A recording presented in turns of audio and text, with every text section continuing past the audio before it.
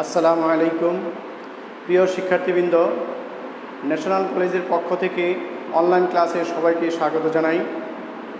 আজকে আমি ক্লাসের ধারাবাহিকতায় নবম ও দশম শ্রেণীর উচ্চতর গণিতের সপ্তম অধ্যায় পড়াবো, একটি ক্লাস নেব। তোমরা অবশ্যই অবগত আছো, যারা নিয়মিত ক্লাস দেখো বা পড়ে দেখো, যে আমরা অসীম ধারার গত দুইটি ক্লাস নিয়েছি। প্রথম ক্লাসে আমরা ধারার বিভিন্ন প্রকারভেদ সম্পর্কে আমি সমাধান দিয়েছি, যে ধারা কত প্রকারের আবিষ্কার হয়, ধারা কি কাজে লাগে সেই সম্পর্কে। সুতরাং তোমরা যারা তৃতীয় ক্লাস দেখতে চাচ্ছ, তারা অবশ্যই প্রথম ক্লাস অসম্পূর্ণ থেকে যাবে। কোনো অধ্যায় যদি শেষেরটুকু দেখো, সেটা পরিপূর্ণতা আসবে না।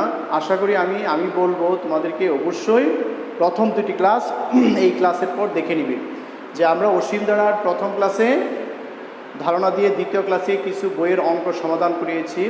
দুই ধরনের সমষ্টির শর্ত, অসীম ধারা যেহেতুটা আমাদের আছে, অসীম ধারার অঙ্ক করিয়েছি এবং শর্ত প্রয়োগ করে কোনটা অসীম ধারার জন্য প্রযোজ্য এবং সেটার সমষ্টি কীভাবে থাকে না থাকে সে সম্পর্কে।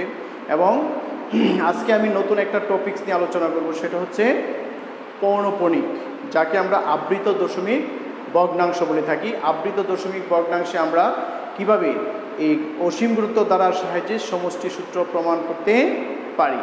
চলো আমরা আর কথা না বাড়ি লেখায় চলে যাই বা অঙ্কে চলে যাই।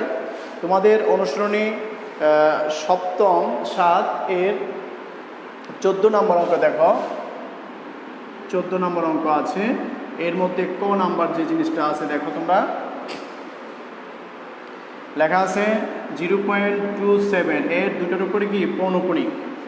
আচ্ছা, আমি এখন আমরা যে জেনারেল ম্যাথে অধ্যায় 1-এ বাস্তব সংখ্যার যে অঙ্ক আছে, ওই নিয়মে এটা আমি সমাধান করতে যদি চাই, 2 লাইনে কমপ্লিট হয়ে যাবে। যদি তোমাদের এমসিকিউ আসে তখন অবশ্যই ওই নিয়মে করবে। যেমন আমরা জানি যে যত সংখ্যার উপরে পৌনঃপুনিক থাকে, যত অঙ্কের উপরে পৌনঃপুনিক থাকে, ততটা 9 হবে।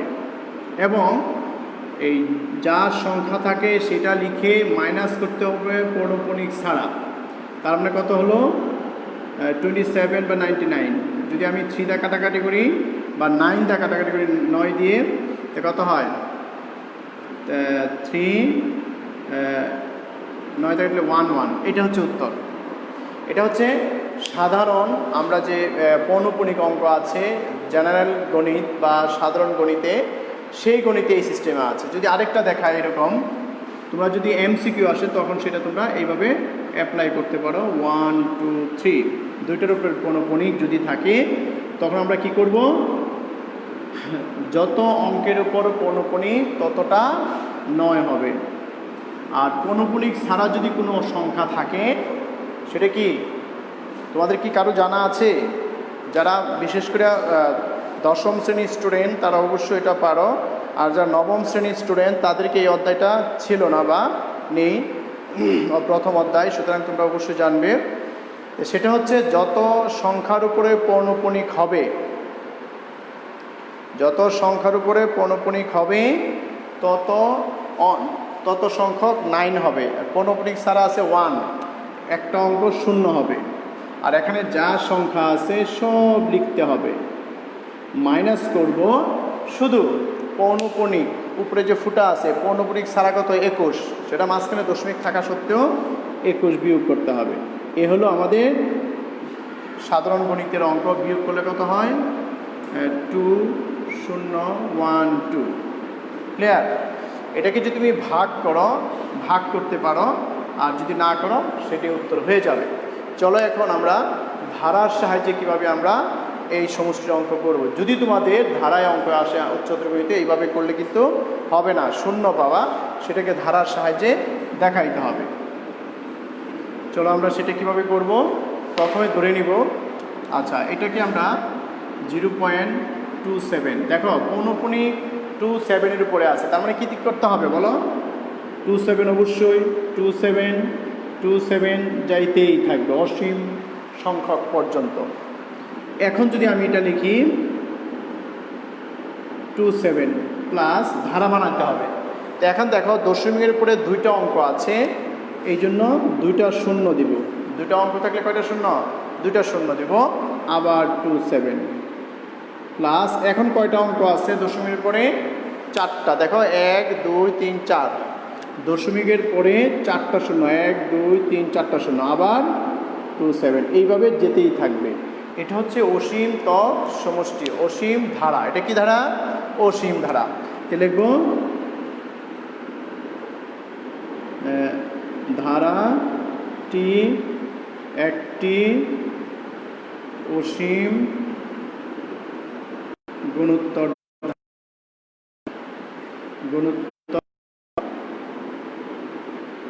ধারা। ধারাটা কিসের ধারা? অসীম গুণোত্তর ধারা। ধারার প্রথম হলো দুই প্রকার, সমান্তর দ্বারা, গুণোত্তর দ্বারা। গুণোত্তর দ্বারা দুই প্রকার, সসীম অসীম। এটা হচ্ছে অসীম গুণোত্তর দ্বারা। তো অসীম গুণোত্তর দ্বারা লেখো আবার। সুতরাং অসীম গুণোত্তর ধারার প্রথম পদ। আমার লেখাটা কি দেখা যাচ্ছে কিনা আমার একটু কমেন্টসে জানাও, কারণ নেটের সমস্যার কারণে অনেক সময় লেখাটা অস্পষ্ট থাকে, তাই না? তারপরে তোমরা একটু দেখো যে অসীম গুণোত্তর ধারার প্রথম পদ এ কত? প্রথম পদ হচ্ছে এইটা 0.27। তারপর অসীম গুণোত্তর ধারার এই সাধারণ অনুপাত। অনুপাত কি দ্বারা প্রকাশ করে? আর দ্বারা প্রকাশ করে, আমরা জানি। দ্বিতীয় পদ ভাগ প্রথম পদ। তোমাদের এটা ভাগ করলে কত হয় আমাকে একটু বললে ভালো হতো, যে কত হয়? 0.01। একটু খেয়াল করো ভাগটা কি হয়েছে কিনা আমাকে একটু জানাও। লাইভ ক্লাসে কেউ কি আছো? আমাকে এই ক্যালকুলেশনটা করে দেখাও।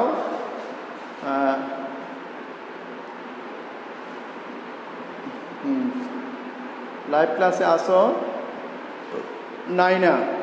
নাইনা তুমি একটু খাতা ক্যালকুলেটর অবশ্যই রাখতে হবে। নাইনা তুমি একটু ক্যালকুলেশন করে দেখো যে ভাগটা হয়েছে কিনা। 0.002527 কে কত 27 দ্বারা ভাগ করো। ভাগ করে দেখো আর এর মানটাকে ঠিক আছে কিনা, 0.1 হয় কিনা। নাইনা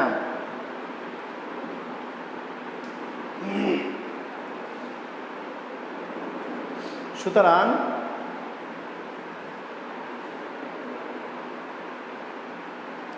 এখন একটু আমি দেখো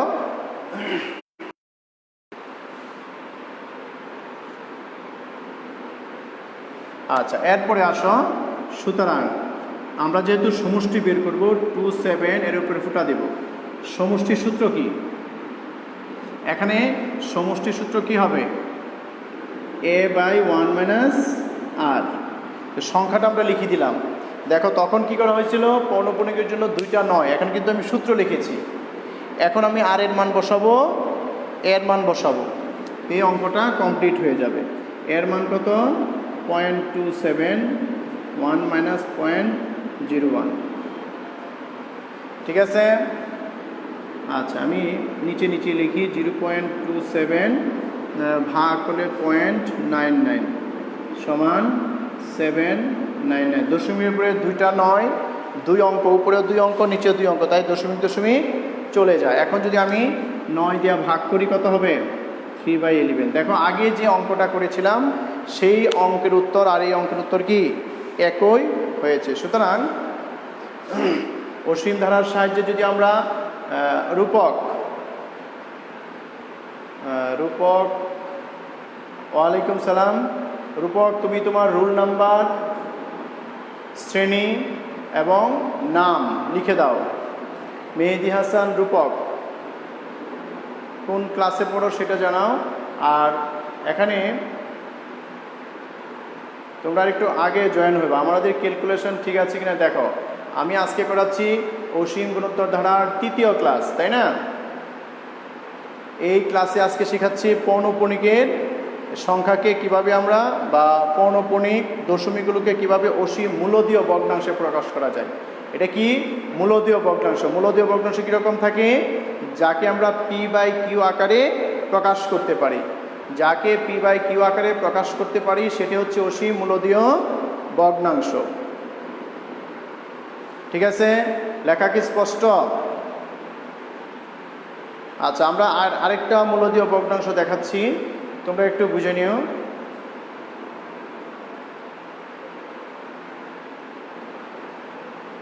আচ্ছা, এরপরে আসো আরেকটি অঙ্ক যদি আমি দেখাই। এই অংশটা আমি ঠিক রাখলাম। যদি তুমি গ নাম্বারটা করতে চাও, গ কি আছে বলো? পূর্ণ সংখ্যা নেই, আছে 0.0123, 3 এবং 1-এর উপরে পৌনঃপুণি। পৌনঃপুণি কি দেখা যাচ্ছে তো?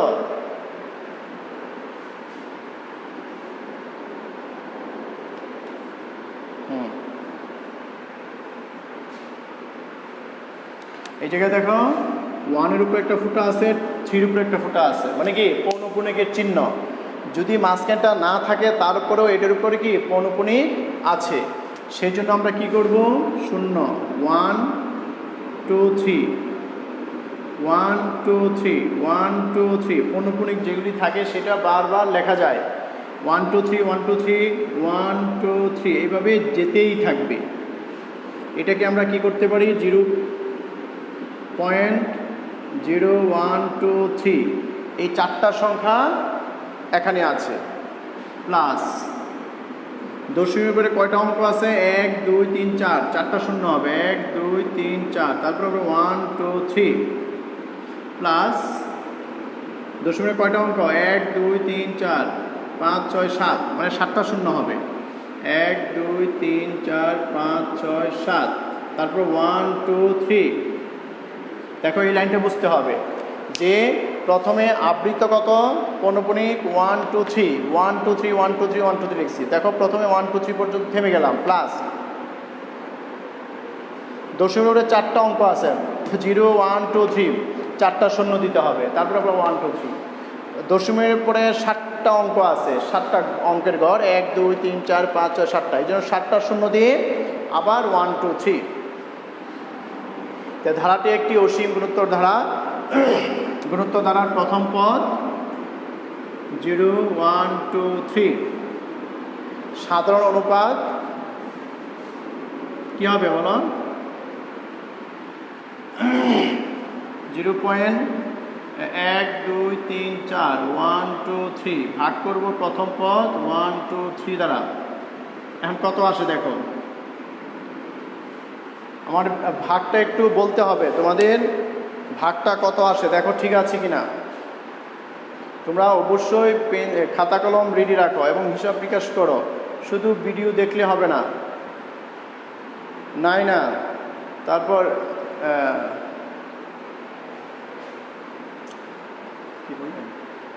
ইরাম ইরাম এই ভাগফলটা ঠিক আছে কিনা, সাধারণ অনুপাতের মান একটু দেখো, ক্যালকুলেশন করে জানাও।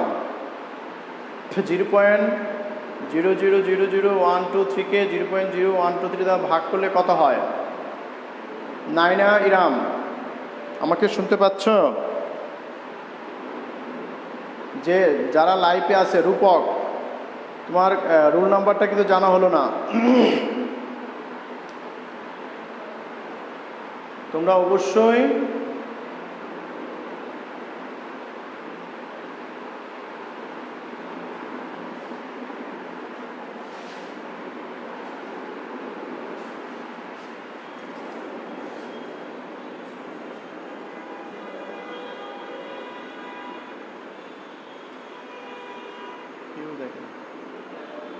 কেউ নাই।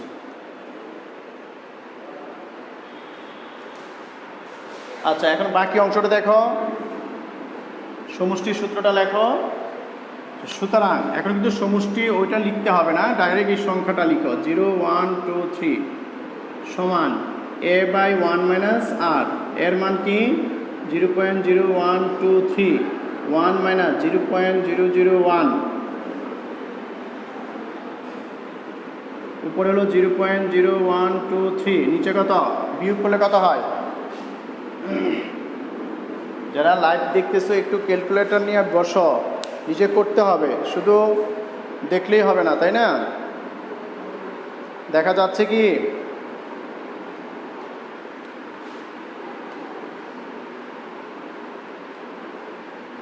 বিয়োগ করলে কত হয়? 0.999, 3টা 9।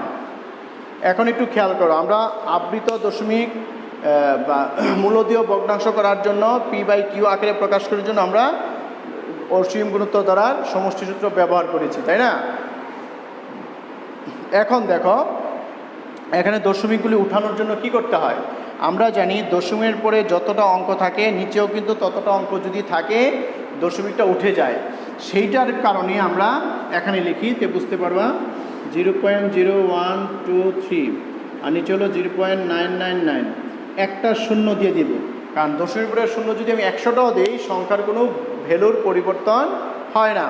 আমি উপরে 1 2 3 4টা আছে, এই জন্য আমি 4টা বানানোর জন্য 1 2 3 একটা শূন্য অতিরিক্ত দিয়ে দিলাম। দেখো একটা শূন্য ছিল না, দিয়ে দিলাম। এখন আমরা দশমিক যদি উঠে দিই 1 2 3 9 9 9 0, তাই না? এখন কি দিয়ে ভাগ করা যায়? অবশ্যই 3 দিয়ে ভাগ করা যায়। 3 দিয়ে ভাগ করলে কত হয়? 4 1 3 3 3 0। এটা হচ্ছে মূলদীয় ভগ্নাংশ। এটা কি? যা একটি মূলদীয় ভগ্নাংশ লিখতে পারো, যা একটি মূলদীয় ভগ্নাংশ। এটা লিখলেও হয়, না লিখলেও হয়, তবু লিখে দিলাম যে মূলদীয় ভগ্নাংশটা কিভাবে থাকে। যে ভগ্নাংশকে P/Q আকারে প্রকাশ করা যায় সেটাকেই মূলদীয় ভগ্নাংশ বলে। আশা করি সবাই বুঝতেছ।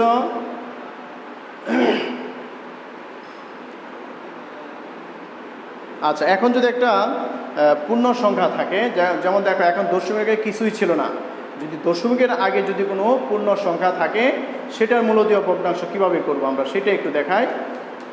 একই রকম ঘ,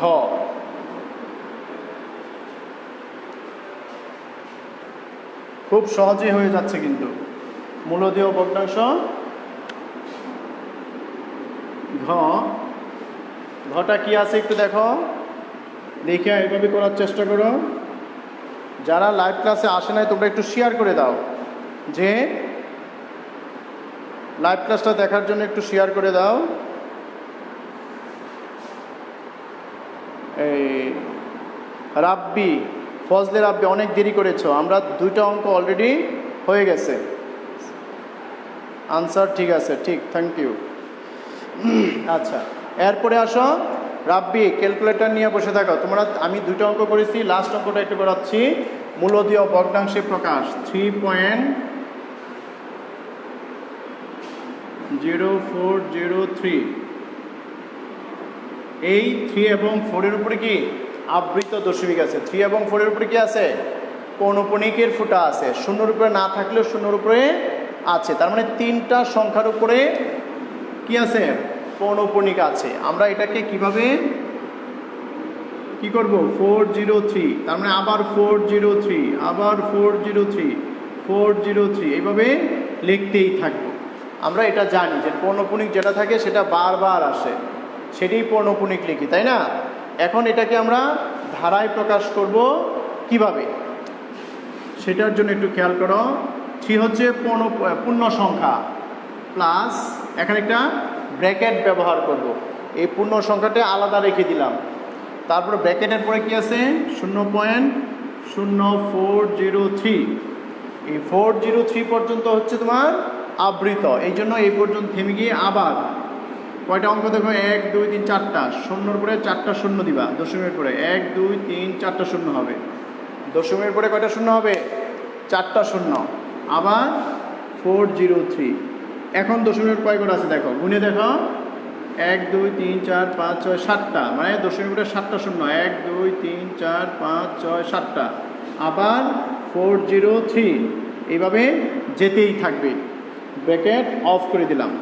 এই বন্ধনীর অভ্যন্তরের ধারাটি একটি অসীম গুণোত্তর দ্বারা, আগে কিন্তু বন্ধনী ছাড়াটা করা হয়েছিল, তাই না?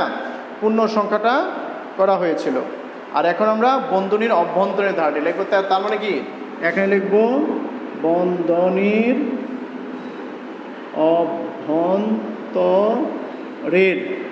শুধু এই কথাটা আমরা অ্যাড করে দিব যে বন্ধনীর অভ্যন্তরের দ্বারাটি একটি অসীম গুণোত্তর দ্বারা, অসীম গুণোত্তর দ্বারার প্রথম পদ এ। এটা কত হবে বলো? সংখ্যাটা কিন্তু পরিবর্তন হয়ে গেল। এই সাধারণ অনুপাত এইটাও একই রকম আমরা পরিবর্তন করে দিলাম। তোমরা একটু ক্যালকুলেটর রেডি রাখো। 1 2 3 4 403, 3টা সুন্দর হয় না আমার, 403 ভাগ করলে দেখো ভাগফল ঠিক আছে কিনা, ভাগফলটা ঠিক আছে না আমাকে একটু শিওর করো।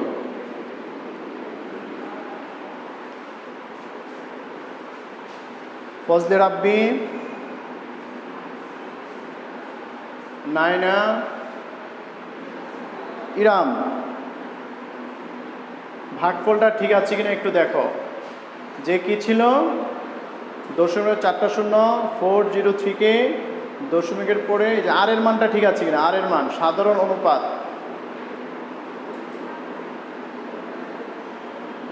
01, গুড। এখন আমরা করব ধারা নির্ণয়। কার ধারা নির্ণয় করব? এই যে এই সংখ্যাটার ধারা নির্ণয় করব। সেই জন্য আমরা এই সংখ্যাটা আবার এখানে লিখলাম। এই 3-এর উপরে ফুটা, 4-এর উপরে ফুটা, বুঝছো? মনে হচ্ছে দুটি সংখ্যা কি বলে, হিন্দু, হিন্দু বুঝো তো? হিন্দুদের যেমন টিপ পড়ে কপালে, এরকম 4ও কপালে টিপ পড়ছে, 3-এও কপালে টিপ পড়ছে, হিন্দু। শূন্য কিন্তু আছে কিন্তু দেখা যায় না। এটা হচ্ছে পৌনঃপুনিক।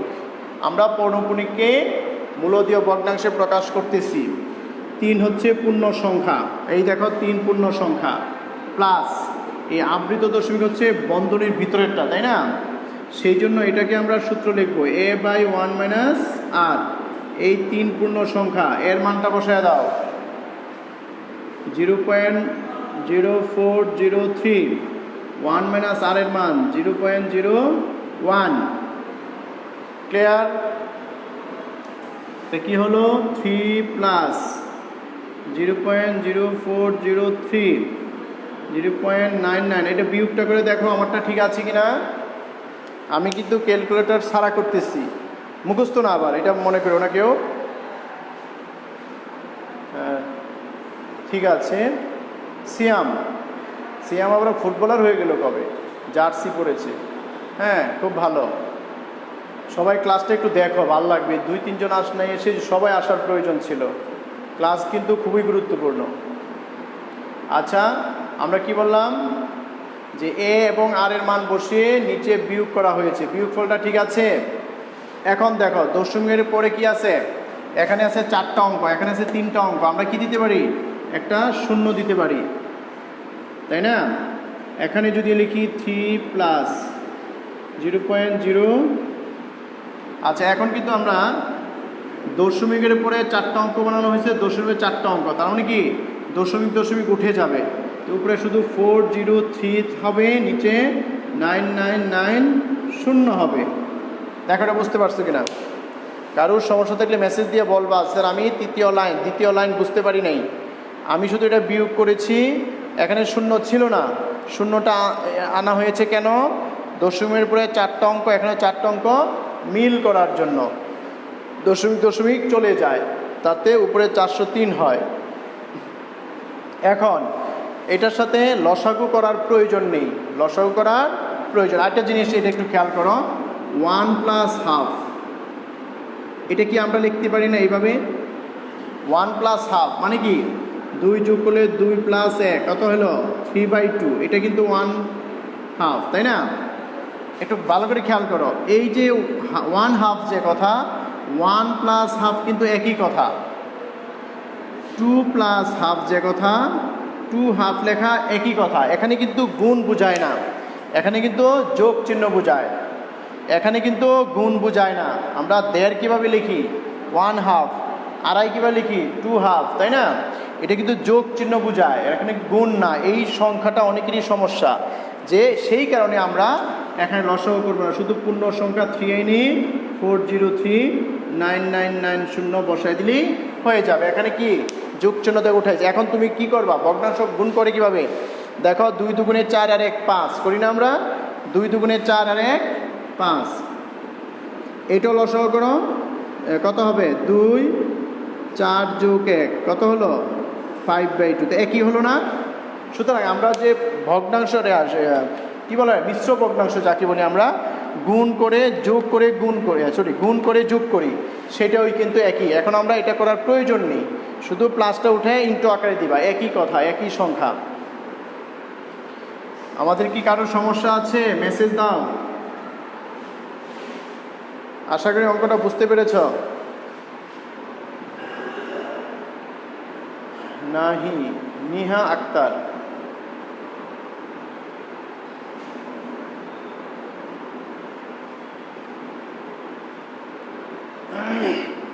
তোমরা ক্লাসে এসে আবার ক্লাসটা সম্পূর্ণ না করে ক্লাস থেকে যেও না, ক্লাসটা পরিপূর্ণভাবে করো। 2-1টা অঙ্ক দেখে আবার চলে যাও, আর আবার আরেকজন আসে আবার চলে যায়, এই কাজটা কেউ করবে না।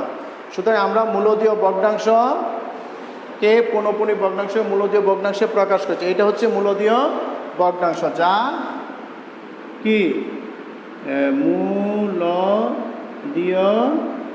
ভগ্নাংশ, যা একটি কি মূলদীয় ভগ্নাংশ। লিখে দিতে পারো, না লিখলেও হবে। এরপরে আমরা একটু চলে যাই সৃজনশীল প্রশ্নে। দেখো তোমাদের 15 নম্বর অঙ্কটা সৃজনশীল আকারে আছে, তাই না? ওইটার কোনো সমস্যা আছে কিনা একটু দেখো। আমি যতটুকু পারি আমরা একটু ক্যালকুলেশন করার চেষ্টা করব। আচ্ছা, 15 নম্বর এ বি, তাই না? A B plus A B square plus dot dot. এখানে বলে দিয়েছে কিন্তু গুণোত্তর দ্বারা, বলে দিয়েছে কি গুণোত্তর দ্বারা, ক দ্বারাটি গুণোত্তর, একটি গুণোত্তর দ্বারা লেখা আছে কি বইয়ে যা লিখছে সেটা আমি লিখতেছি, একটি গুণোত্তর ধারা। এখানে কি বের করতে বলছে দেখো, একটা পদ, 2টা পদ, 3টা পদ, এভাবে 7 নম্বর পদ কত হবে সেটা বের করতে বলছে। ক্লিয়ার? একটা পদ, 2টা পদ, 3টা পদ, এভাবে কি 7 নম্বর পদ বের করতে বলছে। তাই আমরা এই গুণোত্তর দ্বারার, অসীম গুণোত্তর দ্বারা, কিন্তু অসীম গুণোত্তর ধারার প্রথম পদ কিন্তু এ আছে, তাই না? এ দ্বারা প্রকাশ করে এ আছে। অসীম গুণোত্তর দ্বারার সাধারণ অনুপাত কি, আর দ্বিতীয় পদ ভাগ প্রথম পদ বি, দ্বিতীয় পদ ভাগ প্রথম পদ। আমরা জানি n তম পদ সূত্র কি, এ আর টু দি পাওয়ার n-1, সুতরাং সপ্তম পদ। সপ্তম মানে কি 7 নম্বর পদ, n এর জায়গায় শুধু 7 বসায় দাও, 7-1, এ আর টু দি পাওয়ার 6, এ হলো সপ্তম পদ। যদি তুমি 1 2 3 এভাবে বাড়তে থাকো, তারপরে কী হবে, A B cube, A B to the power 4, A B to the power 5, A B to the power 6, A B to the power 6 হচ্ছে সপ্তম পদ। থ্যাংক ইউ, বুঝেছো স্যার? আচ্ছা, এরপরে আসো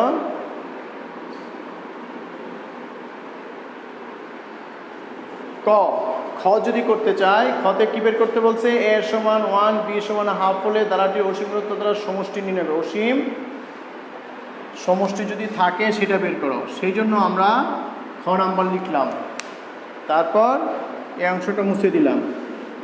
বুঝতেছো তো? আমার দরকার তো এই অংশটা, তাই না?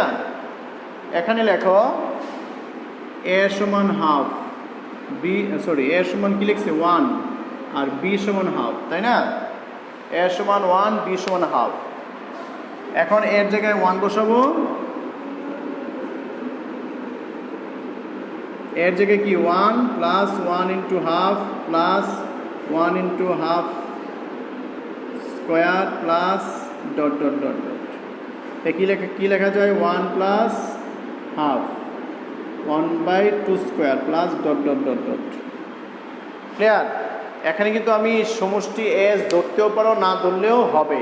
যে অসীম ধরি এস সমান এত লিখতে পারো, আর যদি না লেখো তাও হবে, যে ধরি এস সমান এত, অথবা না ধরলেও হবে। দেখো এর পরিবর্তে 1, বির পরিবর্তে হাফ বসলে আমরা ধারা পেয়ে গেলাম 1/2, 1/8² মানে কি 2² মানে 4, 1/8, 1/ সেরকম যেতেই থাকবে। এখন লেখো দ্বারাটি একটি গুণোত্তর দ্বারা, দ্বারাটি একটি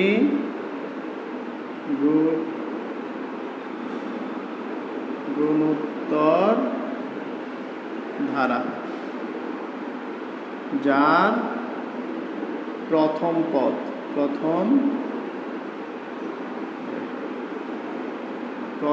পদ এ হচ্ছে 1। দেখো এই যে প্রথম পদ 1, সাধারণ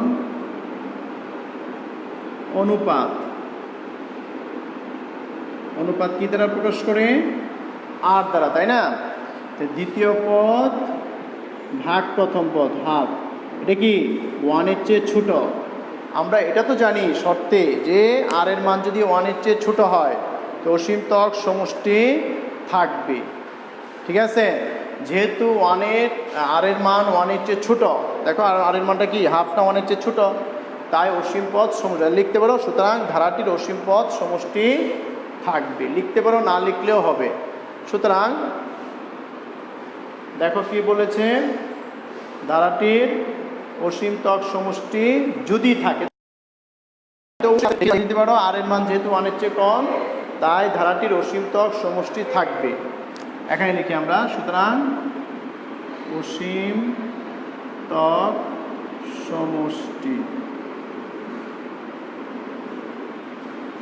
সমষ্টি S infinity a/1 - r, a/1 - r এর মান কত? 1, 1 - হাফ এর মান 1 এর মান হাফ, 1 এর মান হাফ। আচ্ছা, এখন দেখো উপরে 1, নিচে হাফ, 1 থেকে হাফকে লেখা হাফ, 1 × 2/1 = 2। সুতরাং অসীম ত্বক সমষ্টিগত 2। আমি একটা উদাহরণ বলেছিলাম তোমাদের, যে একটা লাউকে যদি দ্বিখণ্ডিত করি, লাউ,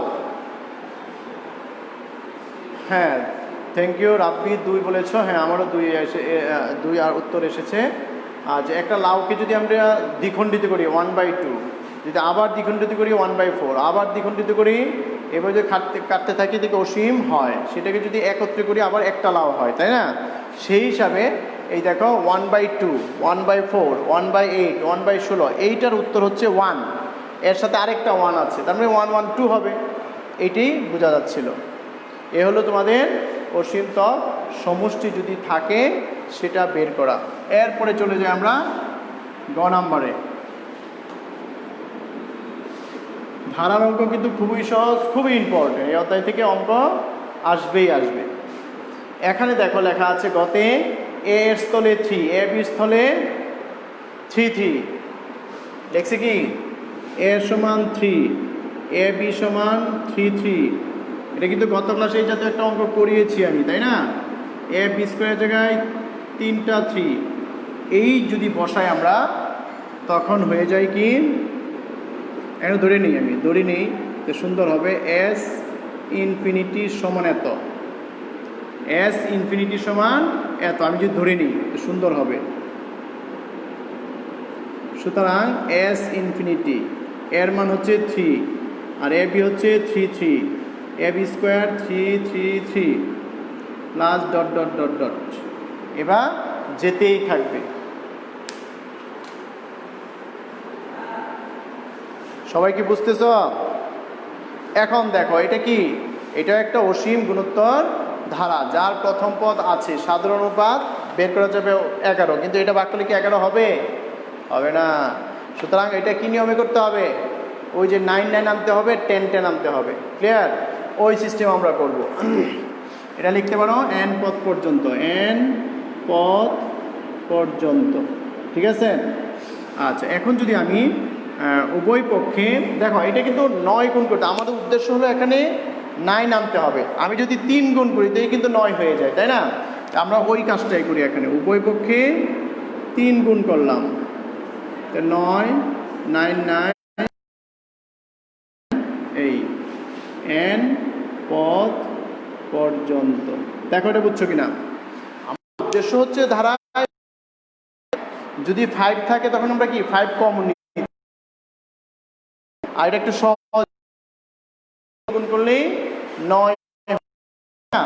এখন আমরা 9 কে 10 - 1, 100 - 1, 1000 - 1 plus dot dot dot n পদ পর্যন্ত। আচ্ছা, 10 100 লেখা যায়, 1000 প্লাস ডট ডট n পদ পর্যন্ত, n into 10 two the power n - 1, 10 - 1, এটা সূত্র। হ্যাঁ, এখানে আমি 10 কমন নিয়েছি, 10 কমন নিলে 1 হবে, আর এটা 10 হবে, এটা 100 হবে, তাই না? যদি প্রথম পদ 1 হয় তো সূত্রটা কি? 10 two the power n - 1, 10 - 1 minus, এখানে এটা মানে হচ্ছে n।